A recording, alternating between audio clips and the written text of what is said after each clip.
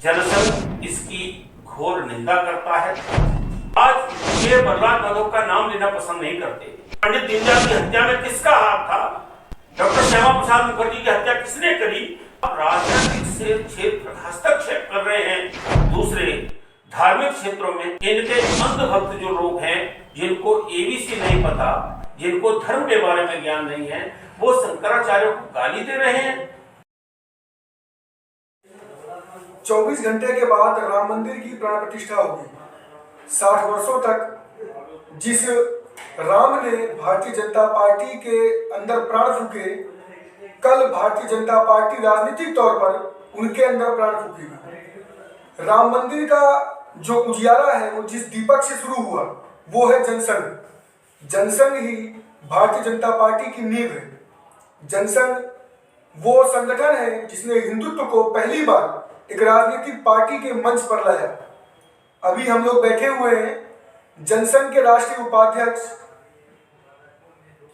देश कुमार कौशिक जी के पास, और इनसे हम राम मंदिर से जुड़ी कुछ सवालों को जानेंगे और इनसे पूछेंगे कि प्राण प्रतिष्ठा पर उनके अभी क्या विचार हैं। सबसे पहले तो आपका आशा एक्स पर स्वागत है। और एक जो सवाल जनता के मन में भी है, शंकराचार्य भी जिन चीजों को लेकर के बोल रहे हैं, क्या ये समय प्राण प्रतिष्ठा के लिए उचित है या राजनीति के लिए?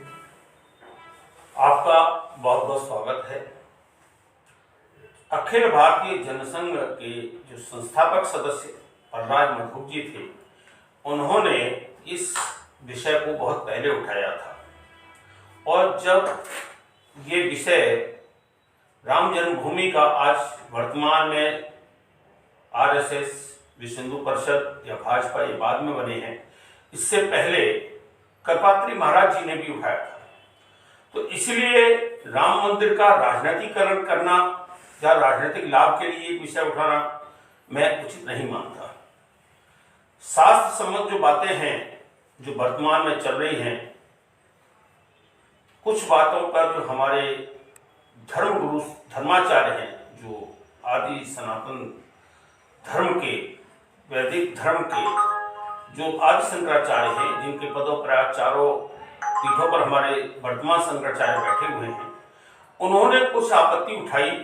वो आपत्तियां शास्त्र सम्मत हैं, लेकिन आरएसएस और भाजपा इन्होंने आज समाज में विद्वेष की भावना पैदा करी है, क्योंकि इन्होंने हिंदुओं को भी बांट दिया। क्योंकि आज जो सनातनी जो शास्त्र सम्मत बात करते हैं, जो सनातनी वैदिक धर्म के जो हैं, तो जो वर्ण व्यवस्था को जीते हैं, जो शास्त्रों की मर्यादा को जानते हैं, उन्होंने अपनी बात को शंकराचार्यों ने रखा। उन्होंने किसी का विरोध नहीं किया, ना तो राम प्रतिष्ठा का विरोध किया, ना उसकी स्थापना का विरोध किया। उन्होंने उनकी कर्तव्य शैली जो है, कार्य करने की शैली है, उस पर प्रश्न चिन्ह लगाया। और जो उन्होंने जो कहा कि राजनीतिक, धार्मिक, सामाजिक सभी क्षेत्र अलग अलग हैं। आप राजनीतिक से क्षेत्र हस्तक्षेप कर रहे हैं दूसरे धार्मिक क्षेत्रों में, वो नहीं होना चाहिए था। जो कार्य धार्मिक है वो धार्मिक धर्माचार्यों द्वारा किया जाना चाहिए था, उसमें राजनीतिक हस्तक्षेप बिल्कुल अनुचित है। जनसंघ इसकी घोर निंदा करता है। जनसंघ मठ मंदिर हमारे जितने भी हैं उनको सरकारीकरण जो हो रहा है उसका विरोध करता है।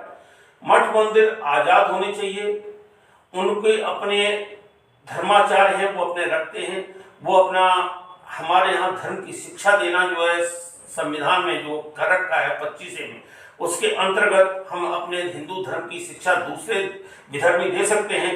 लेकिन हमने उस पर सरकार का ध्यान नहीं है। सरकार का ध्यान लाभ लेने के लिए चुनाव में लाभ कैसे लिया जाए, आज अधूरे कार्यों नहीं हुए पूर्ण मंदिर के, उसके बावजूद उसमें जो स्थापना कर रहे हैं वो उनके राजनीतिक लाभ के लिए ही बिल्कुल विशुद्ध रूप से सच है।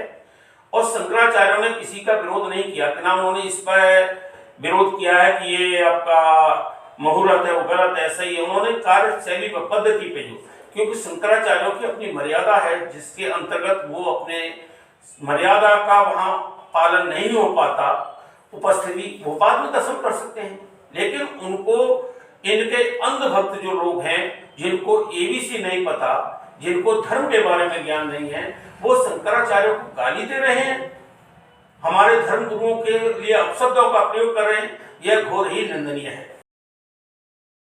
अभी जो हमारे साथ में बैठे हुए हैं, राष्ट्रीय उपाध्यक्ष होने के साथ साथ वो एक कथावाचक भी हैं और साथ ही ये लोकसभा के पूर्व प्रत्याशी भी रहे हैं। जनसंघ वो दिया है जिसकी रोशनी से आज राम मंदिर जगमगाएगा, क्योंकि जनसंघ ने ही इस मुद्दे को सबसे पहले उठाया।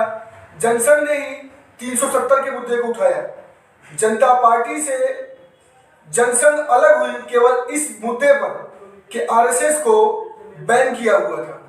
वो आरएसएस जिसके लिए जनसंघ लड़ा, जिसके लिए जनसंघ ने जनता दल की सरकार गिराई, आज वो आरएसएस कहीं ना कहीं जनसंघ को उपेक्षित कर रहा है राजनीतिक कारणों से। अगर ऐसा कहा जाए तो क्या ये सही होगा? नहीं, कुछ समय बदलता है, परिवार बढ़ता है, परिवार के अलग अलग मुद्दे होते हैं। हम अपनी संघर्ष कर रहे हैं और वो अपने आज उन्होंने दूसरा परिवार खड़ा किया, भारतीय जनता पार्टी है, आज उसमें खुद ही द्वंद्व मचा हुआ है। आज उनके जितने भी नेता हैं सब द्वंद्व में हैं। तो जनसंघ तो अपनी कार्यशैली से, अपने कर्तव्यों पर, अपने सिद्धांतों पर अडिग है और संघर्ष कर रहा है। लोकसभा लड़ते हैं, हम लड़ते रहेंगे।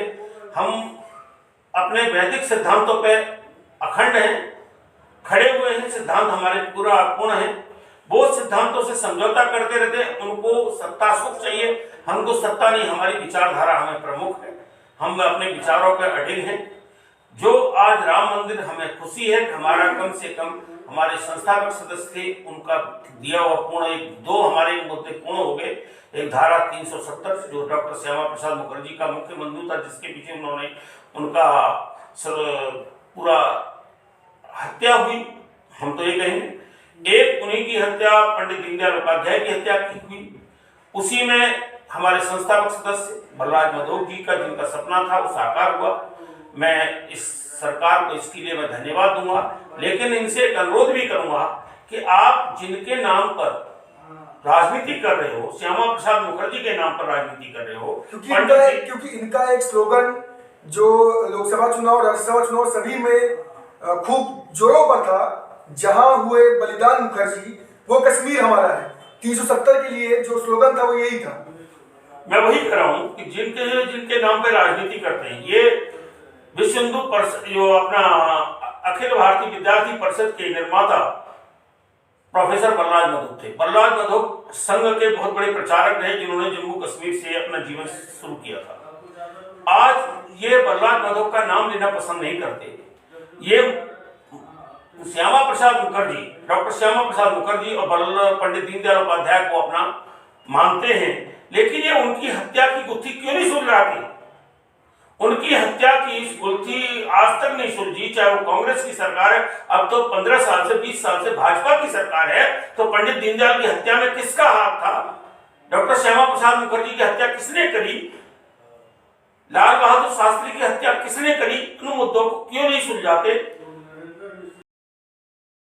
मंदिर आंदोलन में जिस तरीके से लालकृष्ण आडवाणी जी और अटल बिहारी वाजपेयी जी ने जनसंघ से अलग होकर भारतीय जनता पार्टी का निर्माण किया और राम मंदिर का मुद्दा लेकर वो चले, और आज उनकी सरकार है, बहुमत से सरकार है, कई राज्यों में भी और देश में भी। लेकिन जिस मुद्दे को उठाने वाले जो बड़े नेता थे वो आडवाणी जी थे, अटल बिहारी वाजपेयी जी थे।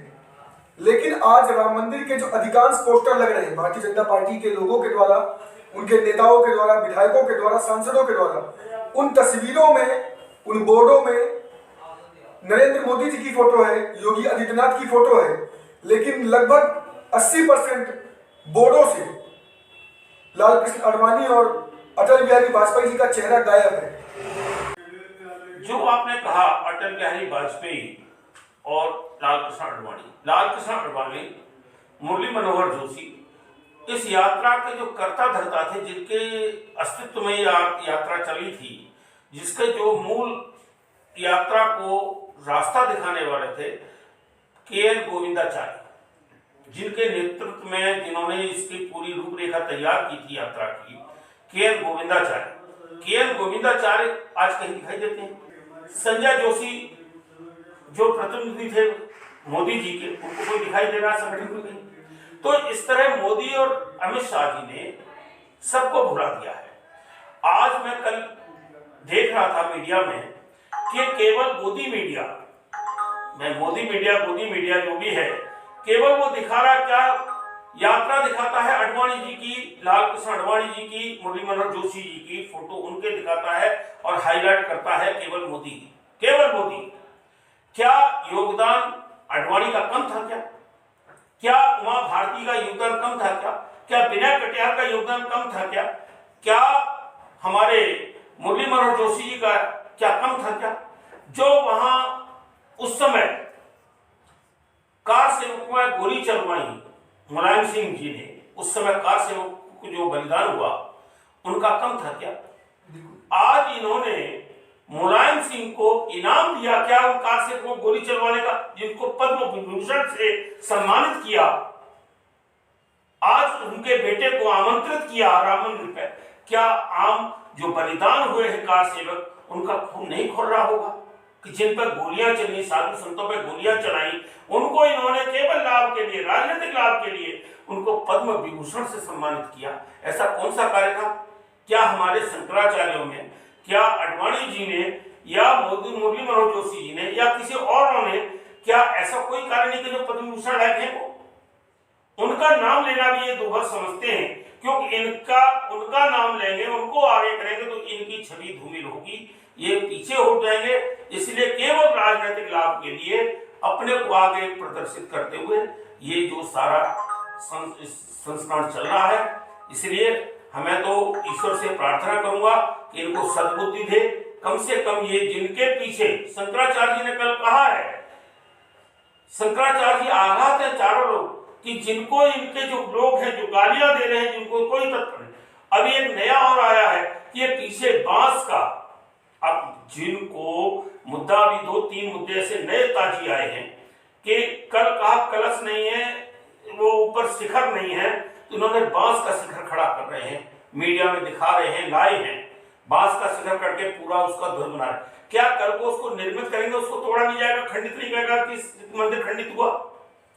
जो रामलला जो थे जहां रखे थे पंडाल में, जिस टेंट में रखे थे रामलला, उनकी जगह दूसरी मूर्ति आई है अभी। उन रामलला की जिसके पीछे सुप्रीम कोर्ट ने डिसीजन दिया है, सब कुछ किया है, उनका क्या स्थिति रहेगी? जो रामलला की सेवा कर रहे थे प्रधान महाजोग पुजारी, उनका क्या रहा? ये एक सवाल हमारा भी है आपसे कि रामलला तो पहले से प्रतिष्ठित है, रामलला तो पहले से उनकी प्राण प्रतिष्ठा हो रखी है और साधु संतों ने उनको रात के समय में वहां पे विराजमान किया और पूरी विधि सम्मत उनका स्नान करवा के उनका वहां प्राण प्रतिष्ठा की गई। भाई प्रकट कृपाला दीन दयाला वो रात अभी भी टीवी पर रोज मीडिया दिखा रही है। तो दोबारा ये प्राण प्रतिष्ठा किसकी हो रही है, रामलला की या बीजेपी की? मैं बीजेपी की तो नहीं, ये तो राम की ही, राम का दूसरा स्वरूप आया है, विग्रह स्वरूप है, मैं उसका सम्मान करता हूं, मैं ये नहीं कहूं, लेकिन उनको भी नहीं भुलाया जाए। मेरा कहना तात्पर्य उसको भी जिनकी वजह से आज राम मंदिर का, राम जन्मभूमि का नाम हुआ, जो है हमारा जो एक विवादित ढांचा था वो गिरा। आज उससे भी 3 किलोमीटर दूर मैंने सुना है इस मंदिर का निर्माण हुआ है। उस मुद्दे जिसको हम गुम्बद के नीचे हमारी जो है शिलालेख निकले हैं, हमारा उसमें जो हमारे साध्य निकले हैं, उससे भी दूर किया है। तो ऐसा क्यों किया गया? मतलब हम लोग कुछ विषय ऐसे हैं, इन्होंने बैठ करके साधु संतों से, धर्माचार्यों से कोई विषय पर बात नहीं करी, केवल इन्होंने अपना न्यास बनाया, अपने आरएसएस के लोग उसमें शामिल किए, उसको उठा करके इन्होंने एक ड्रामा किया। ये चुनाव से पहले चुनाव को लाभ लेने के लिए इनको राम मंदिर का मुद्दा मिल रहा है, जिससे ये सोच रहे कि हम सत्ता के शिखर पर पहुंच जाएंगे। सत्ता लेना, प्राप्त करना बहुत अच्छा आसान है, लेकिन किसी की धार्मिक भावनाओं से खेलना वो भी गलत है। कि साधु संत का क्या पुण्य, क्या उसके अपवचन आपके आड़े आ जाए, ऐसा नहीं होना चाहिए। साधु संत तो सबकी भलाई चाहता है, कभी किसी का बुरा नहीं चाहता, लेकिन आप अपने शब्दों से, आप अपनी मर्यादा भंग करके दूसरों को गाली गलौज दिलवा रहे हो, आप कर रहे हो, इससे आपका परिणाम मुझे नहीं लगता कि सफल होगा आप जिसमें, या आप इसको प्राप्त कर लेंगे। मेरा बड़ा दुख के साथ मुझे कहना पड़ रहा है, आप अपने कार्यकर्ताओं को समझाएं, बुझाएं, जिससे कि वो हमारे धर्माचार्यों के खिलाफ अपमान सहित शब्द ना प्रयोग करें।